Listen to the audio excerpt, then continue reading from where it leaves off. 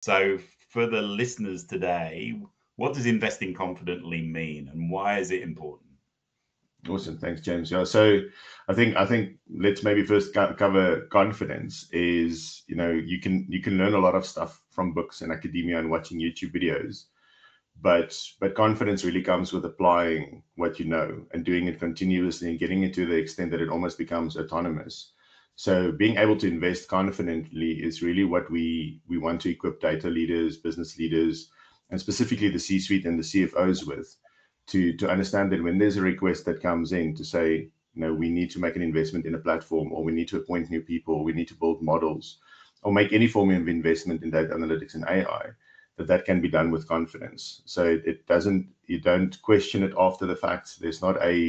Um, there's not a situation where the money gets spent and then halfway through everybody says, but we don't know why we spent this money.